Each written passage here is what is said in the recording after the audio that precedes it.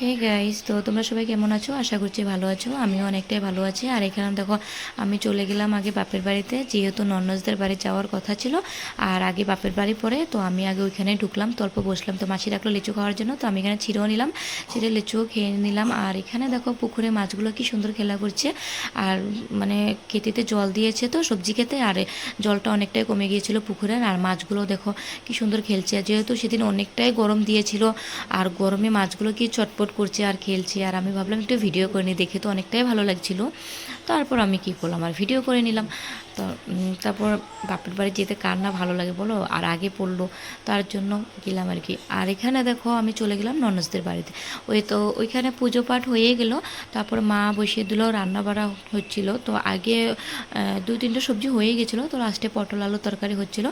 আর এখানে দেখো আমি আর আমার বিদ্যা রানী বাইরে বসেছিলাম, যেহেতু ওদিন অনেকটাই গরম দিয়েছিল। তো কি করব, তো বাইরে পিছন সাইডে একটু হাওয়া ছিল, তো ওইখানে বসে রয়েছিলাম। আর এখানে বিদ্যা দেখো খেলাধুলা করছে, কি সুন্দরভাবে বসে রয়েছে।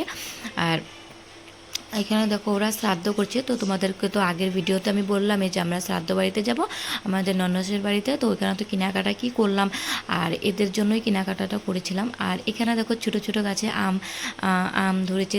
ছোট ছোট গাছে আম ধরলে কানা ভালো লাগে দেখতে বলো। আর এখানে দেখো কি সুন্দর লেবু ধরেছে। আর তো আমি একটু মানে ঘুরে ঘুরে ভিডিও করে নিলাম তোমাদেরকে দেখাবো বলে। আর ছোট ছোট গাছগুলোতে ফল ধরলে তো অনেকটাই ভালো লাগে না দেখতে, তার জন্য আর কি। তারপর আমরা দুপুরে খাওয়া দাওয়া করলাম, তো এটা আমি ভিডিও করতে পারিনি। আর দুপুরে খাওয়া দাওয়া শেষ। আর এখানে দেখো আমার পুচকিকে ওর পিসিমণিয়ে পায়েল দিয়েছে, তো ওগুলোই পরিয়ে দিচ্ছিল।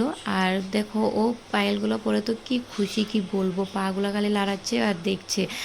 তারপরে সন্ধ্যার দিকে এত বান তুফান বৃষ্টি হয়েছে, কি বলবো গাইজ। দেখো ওদের বাইরে যা স্কিন টাঙানো ছিল, তেরপাল ছিল, সব তো উড়িয়ে ফেলেই দিল। আর এখানে দেখো অনেকটা পরিমাণ বৃষ্টি হয়েছিল, কি বলবো। ওদের ঘরেও বৃষ্টি পড়লো, ঘরেও জল ঢুকেছে।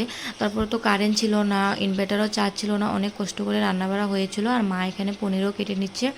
আর বাইরে কীর্তন হওয়ার কথা ছিল, বৃষ্টির জন্য আর বাইরে কীর্তনটা হতে পারেনি, যেহেতু ঘরে দেওয়ার মানে ঘরে দিয়েছে। আর এখানে দেখো মা কি করবে, একবার মোবাইল দিয়ে একবার লাইট মেরে অনেক কষ্ট করে রান্নাবাড়া করলো। আর এখানে দেখো আমার বড় দিদি এখানে গুড় মানে কষাচ্ছে, এখানে মানে টক বানাবে করে। আর যেহেতু আমি প্রথম প্রথম ভিডিও করছি, ভুলভাল কথা বলতেই পারি। তো ওইটা নিয়ে তোমরা কোনো কিছু মাইন্ড করো না। তো কিছু মানে ভুল হলে তো ওটা আমাকে মাফ করে দিও। আর ভিডিওটা কেমন লাগছে, ভালো লাগলে লাইক কমেন্ট শেয়ার করে